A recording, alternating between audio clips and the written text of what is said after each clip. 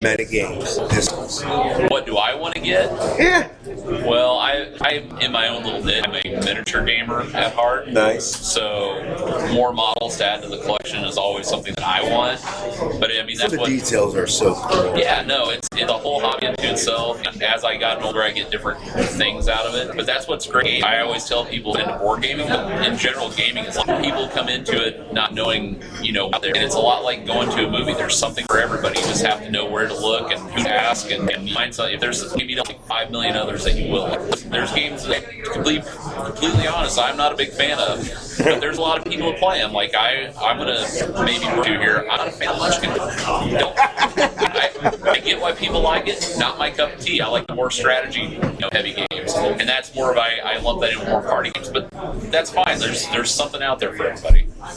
I'm into the role playing. I just got Dead of Silence, or is that Dead of Winter? Thank you. Dead of Winter's great. Which is actually like right up front when you first walk in. That's a hot item. It's hot and it's been out for quite a while. But the problem is the company makes it still relatively small. Do a batch, it's out, and then you can't get it for 2 or 3 months. And we wait. In secondary markets, it'll jump to $150, and then it'll come back, and everybody's happy we again. were just talking about that happens with a different game. I'm a big fan of things like resistance games. Those are my fun. I've been really playing a lot of Zombicide recently, which is another strategy game where it's a group of survivors against zombies. So it's kind of this Walking Dead thing you're going through that you have a lot of fun doing, and it becomes massive. This is a good example. Like you mentioned, Dead of Winter and Zombicide. You have two completely different type of game experiences. Zombicide would be what I would equate to like a George Romero, Dawn of the Dead, Night of the Living Dead type. You're in there fighting zombies. Dead of Winter is more like your Walking Dead. It's more the interrelationships between the people there. The zombies are there just to drive the action, but it's more about relationships between the other survivors. Speaking of Walking Dead and zombies, first of all, this message is to Chris Hardwick. I love you, man. Come on. However, those of us that are show without reading, please understand that and cater to us. Okay? Don't be giving away stuff or acting like we're supposed to know stuff because we read the comic. I don't. That's just my thing. With that being said, wow. First of all, we were talking earlier. We used to say that every fight team on the planet, folks for Into the Badlands, their fight scenes coming are going to be just amazing if they survive this season. That being said, the show sucks. It is fun to watch, but well, no, it's not because I can't sit through all the stuff in the middle. I am a unabashed fan of kung fu movies. Of course, and it's brought kung fu into the new age. It's great. If I can sit through bad dubbing, I can sit through other stuff. I don't know. It's just a different thing. I always want a good story, so. And now back to the watch. It's on the same. Just because it's on the same channel. They've been giving us so much. I have no idea what's getting ready to happen. I'm shocked more people didn't die last week. That just blew me away. All them, the herd broke in and no one died. I mean, we lost a person, right? Basically, one important person. I would have loved for them to show us the residents of then it's obvious that we lost Alexander. We should have seen, heard, scream, something, anything. We didn't see anything. Remember the beginning of the season when I was like not concerned about walking out. Oops. I think last season was when I first really got back into it. Right. Because it didn't slow. It had been. Yeah, they slowed us down a lot at the end of the season. A walk pace. And then that last 2 episodes of last season, everything just kind of broke loose this season. There was which is becoming a commonality, wouldn't you say, over a lot of dishes? Yeah. And you just. And I love that they're all following the same pattern at the same time. It's kind of somebody let her attack one day. We're going to come out here. We're going to come out and cross gear and all. Everybody's going to be jittery and bouncing off the walls and want some magic cards or something. So I really didn't want to go into this next topic, guys, because I'm pandering to a system that I don't want to be a part of. But we've had another trailer release for Batman vs. Superman. Yes, this one actually released a lot of stuff. A lot more than they should have. That's what has me worried.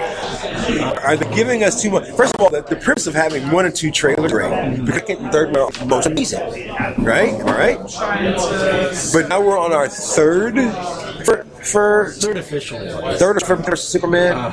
Third I've seen from Star Wars even. See, I'm liking the Star Wars ones because they glimpse into the different characters, and there's enough of characters in the stars that you really need what they're doing. So we've gotten more look at Finn, we got more look at Rey, we get to see more Han Solo and things like that. So that I like that. I didn't the new Batman vs Superman trailer. It really first of all, Doomsday. I have to say that I have to get out there. There was no reason to out Doomsday in this movie. Let alone the trailer. That should have just been a surprise that they put in the movie. That should have just stayed.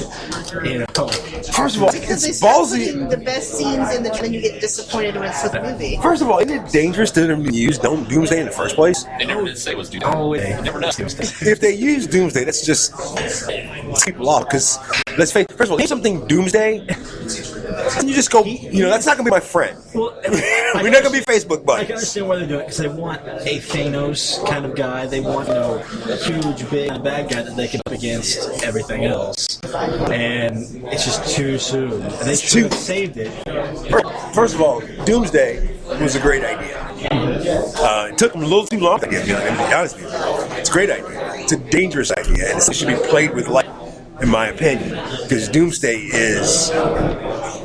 I'm sorry, Doomsday can actually take Superman. I mean, when they killed him, do you remember that? Uh-huh. That was huge. But in all honesty, I don't ever want to see a world that Superman gets killed. I just don't. Well, and you're not, because, yeah. I just think that's the crux of the movie, though. I think that's where you have to have someone to draw the team together, and I think that it's also, even though you think it's Doomsday, it may or may not. I don't have the dog in the fight, I don't really care, but but you have to have something dangerous enough to draw those type of heroes together. There's no reason for them to get together. I want Doomsday. I want him to be fighting and beating Doomsday because he's dangerous. Doomsday is one of those characters that scare me as someone who actually does right. Doomsday, I want my characters to go up against. Okay, I think I like Wonder Woman better than I like Superman or Batman at this point in time. if Ben Affleck hit by a train and broke all the bones in his body, but I'm okay with that. If he's gonna act for the next 5 or I'm 6, excited like those with the Batman movies. I'm excited to see what Affleck does with his next divorce. I'm not a fan. I'm not into it. Superman took Affleck's mask off. There wasn't any chemistry between the two characters. So you could tell in the trailers start to have this real hate of each other. They're very on opposite ends. It's almost like a civil war. I can't see that in the way these two interact with each other. And that Okay, leads me speaking of Civil War, then, what do you better? Batman versus Superman, Iron versus Captain. And that leads me to literally my next topic. They released information about the Captain America Civil War stuff, and the next trailer is going to be out next week, if I'm not mistaken. And I've been I've never liked the Civil War thing. I was never down with it. I stopped reading Marvel comics when they came out with it. There was so much about that I was not a fan of. Although I do understand why they had to do it. I understand what they did. I just was not a fan. And I wasn't even for the last Captain America movie at first. There were a lot of great things about it. If you go back and watch the second time, first of all, the fight scenes, seriously, up until that point, those were the best fight scenes we'd seen in a long time. I wanted a funny fight scene, but that was completely unnecessary. I didn't get the edge of my seat.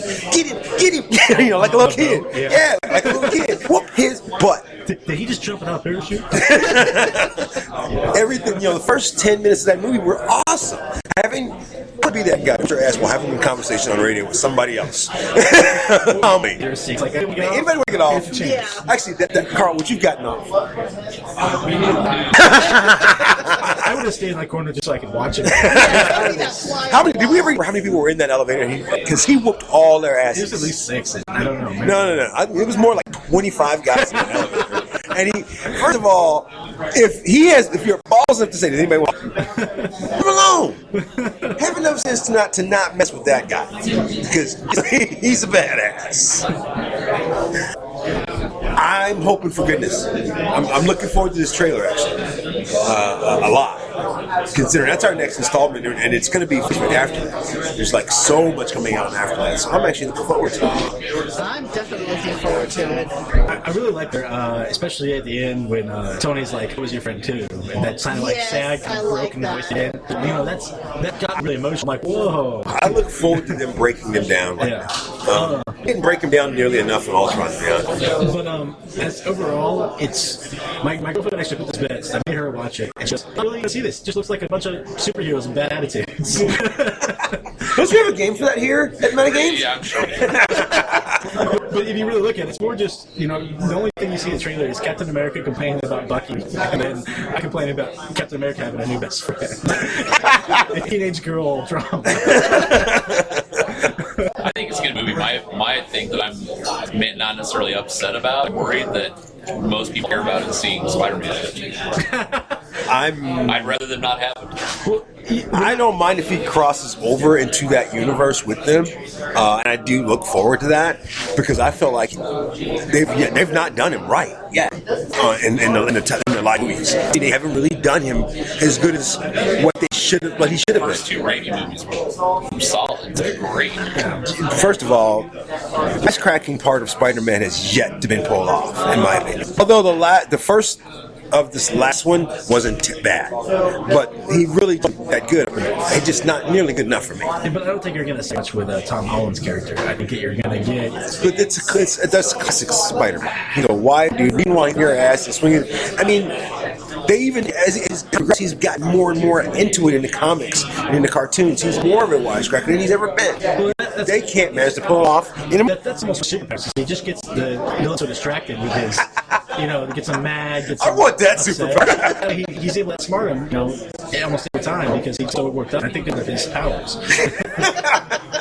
Folks, if you haven't heard, if you don't understand what's going on, this is Fanatics and Fan, and we are live at Metagames right here in Springfield on East Sunshine. 3309A East Sunshine. New building, new place, new look, same old Carl. Christmas is coming out here and check out some of the stuff. They do amazing stuff. They have a game night that's happening Next Wednesday. first of all, they're geek, and you don't come out here geek. Then you're not really a geek. Okay, just don't come out here with your wallet because they might be doing dishes in the back. We do that. I don't do your dishes. You might go make a deal with the barbecue place on the other side of the building. Oh man, if they cut a hole in that wall, y'all are done for. So I asked this question last season, which is one of myself asking this question. Christmas is coming up, and we exist in many universes as geeks. You actually, unfortunately, have more universes than most because of all of the games around you.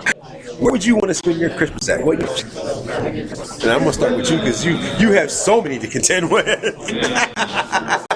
You want something quiet, right? Right, You don't want to. Yeah, it depends. You don't want to do like a war game. That would be a little rough. I have no clue. I think personally, to me, the Earth would be kind of cool. I'm always for Middle Earth. I think Middle Earth, Christmas in Middle Earth is extremely cold, but yet still cool. No matter what happened in Middle Earth, at the end of the day, it was cool.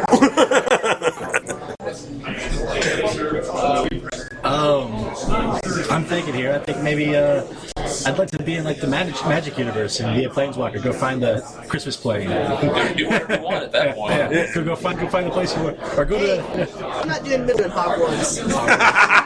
All right, Christmas at Hogwarts would be a shame. Okay.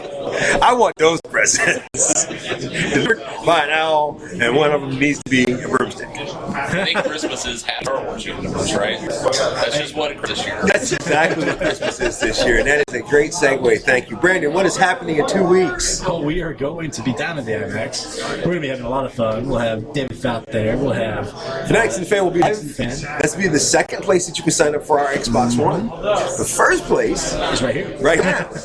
Folks, wherever you are, this is our first chance you get to sign up for the Xbox One that we're giving away at VisionCon. Second chance will be at the IMAX Branson at the Star Wars Live event, and you're going to be hearing a lot more about that in the coming weeks. Check out stuff on Facebook and Twitter. what we're doing this year is just make sure that you're going to be at VisionCon. Come sign up with Fanatics and the Fan, and make sure you're going to be at VisionCon.